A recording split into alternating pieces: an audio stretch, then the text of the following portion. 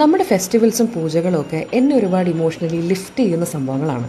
ഞങ്ങൾ താമസിക്കുന്ന സ്ഥലത്ത് ഗണേശ് ചതുർത്ഥി വളരെ സ്പിരിറ്റഡ് ആയിട്ടാണ് ആഘോഷിക്കാറുള്ളത്.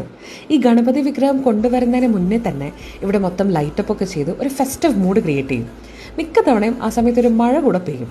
ഈ വിഗ്രഹം ആദ്യം കവർ ചെയ്തിട്ടാണ് കൊണ്ടുവരിക. കൂടെ ഒരുപാട് ഡാൻസും കൊട്ടും ഒക്കെ ഉണ്ടാവും. ഇത്തവണ ഇവിടെ ചെണ്ട ഉണ്ടായിരുന്നു. ഈ നാട്ടിൽ നിന്നൊക്കെ ദൂരെ നിൽക്കുമ്പോൾ ഈ ചെണ്ടയുടെ ശബ്ദം കേൾക്കുമ്പോൾ ഒരു പ്രത്യേക സന്തോഷമാണ്. ഈ ഗണപതി വിഗ്രഹം അൺവെയിൽ ചെയ്യുന്നതും എല്ലാവർക്കും ഒരു ക്യൂരിയോസിറ്റി ഫാക്ടറാണ് കേട്ടോ. പിന്നെയുള്ള ദിവസം നമ്മൾ രാവിലെ എണീക്കുന്നത് തന്നെ ഈ ഹോമങ്ങളുടെ മണവും മന്ത്രങ്ങളുടെ ശബ്ദമൊക്കെ കേട്ടോണ്ടാണ്. എനിക്ക് വർക്ക് ഫ്രം ഹോം ആയതുകൊണ്ട് ഫുൾ ടൈം ഇതൊക്കെ കേട്ടോണ്ട് ജോലി ചെയ്യാം. ഇതിലെനിക്ക് ഏറ്റവും സന്തോഷം തരുന്ന കാര്യം ഈ പന്തൽ ഫേസ് ചെയ്യുന്നത് നമ്മുടെ വീട്ടിലേക്കാണ്. അപ്പോൾ ബെഡ്റൂമിൻ്റെ വാതിൽ തുറന്ന് ബാൽക്കണി വന്നാൽ പുള്ളിക്കാരനെ ഇങ്ങനെ നോക്കി നിൽക്കാം. വൈകിട്ടുള്ള മംഗളാരതിക്കാണ് ഇവിടെ ഏറ്റവും കൂടുതൽ ആളുകൾ വരിക.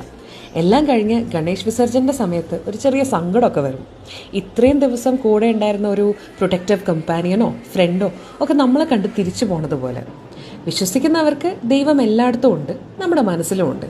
എങ്കിലും എന്നെ പോലത്തെ ഒരുപാട് പേർക്ക് നമ്മുടെ മൈൻഡിലെ ഖെയോസൊക്കെ ഒന്ന് സെറ്റിൽ ഡൗൺ ചെയ്യാനും മൊത്തത്തിലൊന്ന് റീ എനർജൈസ് ചെയ്യാനും ഒക്കെ ഇത് ഒരുപാട് ഹെൽപ്പ് ചെയ്യും. അത് കാരണമുള്ള പോസിറ്റീവ് ഇമ്പാക്റ്റ് എനിക്ക് വർക്കിലും ഹെൽത്തിലും ഒക്കെ കാണാറുമുണ്ട്. You are what you feed your mind എന്നാണല്ലോ.